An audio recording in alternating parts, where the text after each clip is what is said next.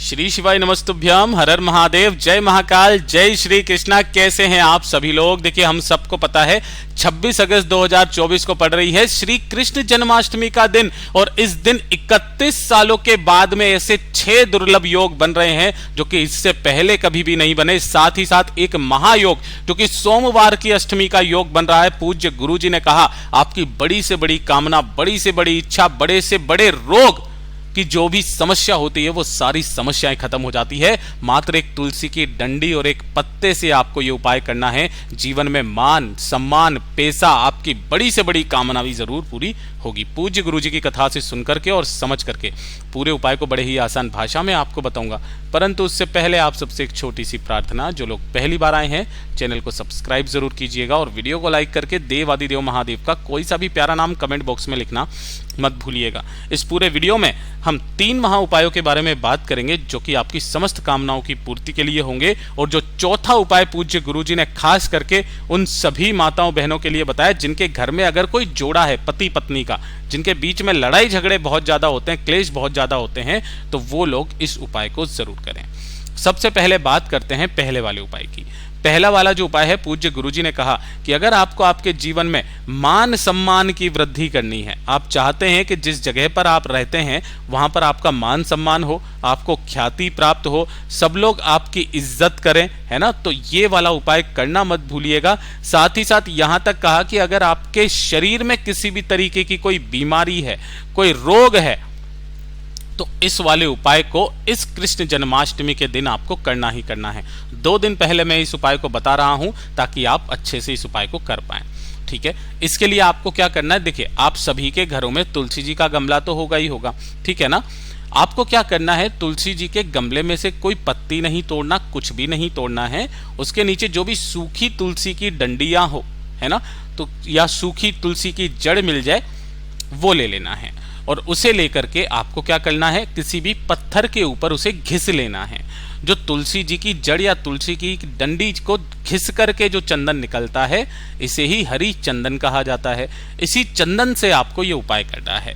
पूज्य गुरु जी ने कहा कि जिसके घर में ये चंदन घिसने का पत्थर तक रखा हुआ रहता है ना, उस घर में कभी भी महाराज कर्ज बढ़ ही नहीं सकता।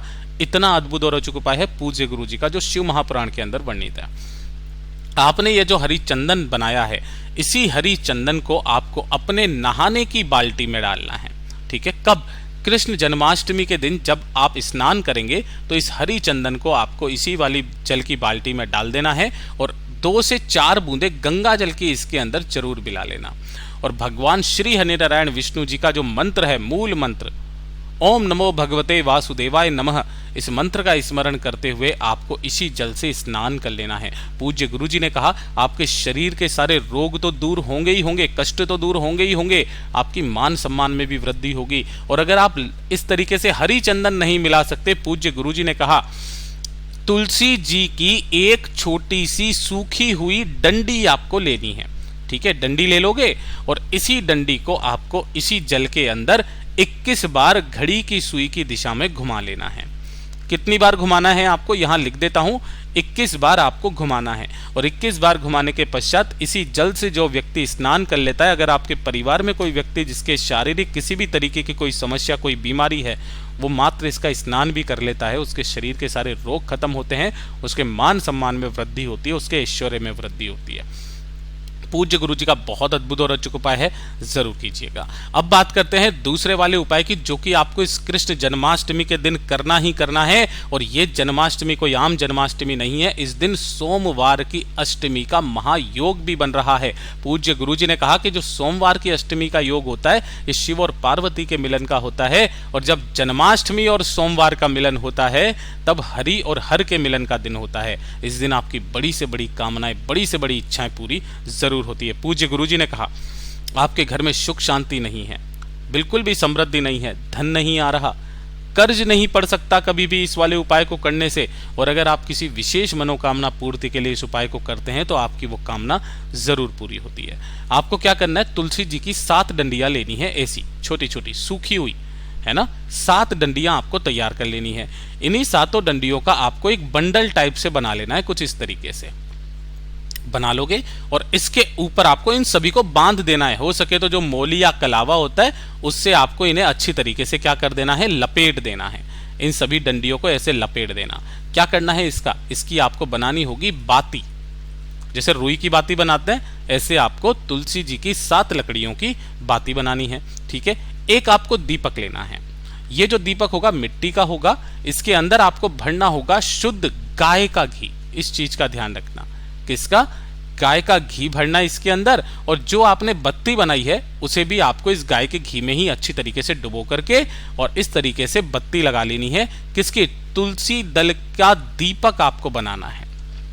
ठीक है, और इसे बनाने के पश्चात जब आप शाम की पूजा करते हो, आरती करते हो अपने घर पर, तब आपको इसी तुलसी दल के दीपक से ठाकुर जी की आपको अपने घर पर आरती करनी है। देखिए, जन्मोत्सव का जो समय होगा वो तो रात्रि के 12 बजे होगा, उससे पहले आरती तो करते हैं।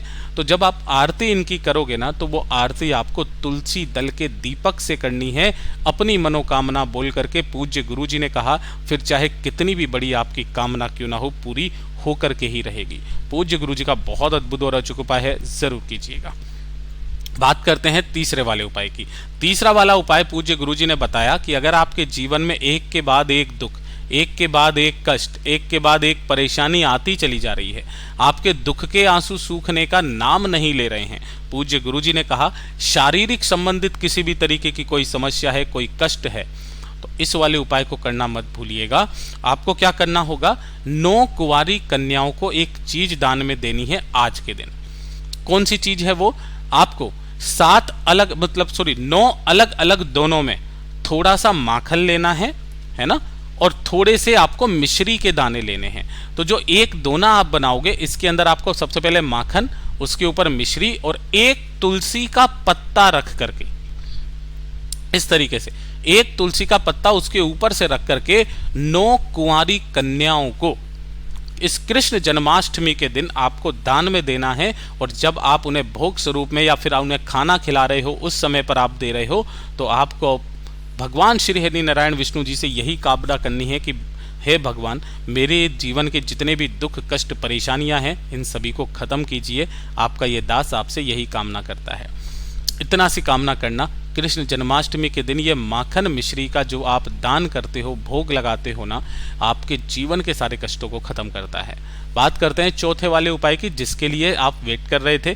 ये कौन सा उपाय है कि पति पत्नी के बीच में अगर लड़ाई झगड़ा बहुत ज़्यादा होता है, छोटी छोटी सी बातों पर क्लेश मच जाती है ना, उनके रिश्ते में प्रेम नाम की कोई चीज़ नहीं रही है, एक छोटा सा काम कर लेना, दोनों के बीच में अथाह प्रेम बढ़ने लगेगा।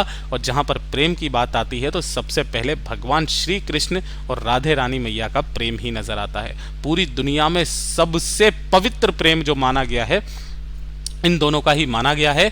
और इसी का उपाय आपको रात्रि को जब आप झूला झुलाएंगे उस समय पर करना है। लेकिन उससे पहले आपको तैयारी क्या कर लेनी है, वो चीज ध्यान से सुनिएगा। आपको लेना होगा तुलसी के पत्ते का जोड़ा, है ना।